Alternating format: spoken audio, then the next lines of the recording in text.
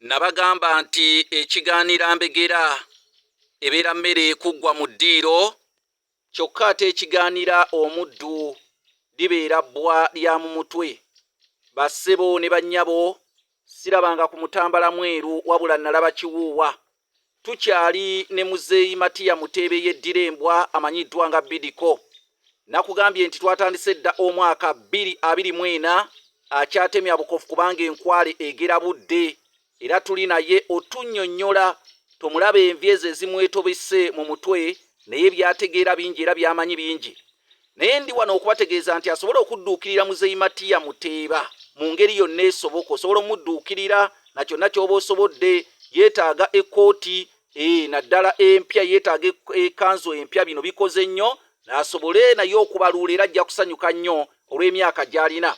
Bingi bye tumuyigiddeko omukulu ono era bingi by'amanyi. Abakadde abasinga munnange tebanyumya naye ate era sijja nnyo kukibateekako kuba bagamba nti omukadde wa wano taseka nga mpaawo amunyonyoogedde. Nze Kanoonya Juma omulangira w'Ebukerekere gwena anateeka ssente mu pulogulaamu eno byendabye byempulidde era ne binyumiziddwa nga tuwayaamu ne Muzeeyi Matiya Muteeba. Oyita ku nnamba yange eya MTN eri kassalaba 256 788 461 228 oba oyinza okuyita ku Airtel eri kassalaba 256 751 477 9.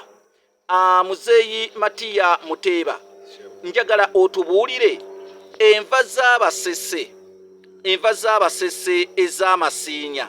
Enva ezo ozimanyiiko ki? Amasiinya ago tuwulira ebiwuka ebyo biriibwa nnyo Abasese. Enva zaabwe za buzaalyanwa bwabwe. Era bajjajjaffe okugamba nti yakukyalidde omuwa enkoko. Omusese ndewoota omuwa nkoko n'omuwa amasiinya. Esiinya n'obutemera esiinya ne bugaba 3 bwe gati akunyumya wamwadde obugenyi. Amasiinya ago osobola otugira gafaanana gatya? Galinga enkula yaago galinga nga bw'olaba ekisokomi. Ebisokomi bino ebibeera mu mugundi mu ssubi.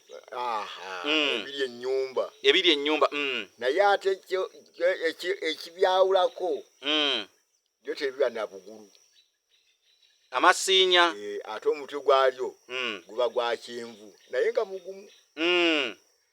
Ate esiinya emabega waayo eno tewabaayo kiwugira nga ekyekisokomi bwe kibeera.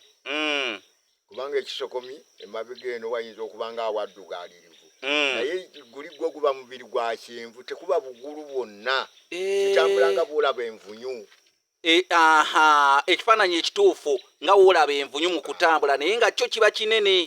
Kiba kinene ng'ogutwe gwa kyenvu. Kisinga engalo yange eno ensajja. Wali olidde ku masiinya?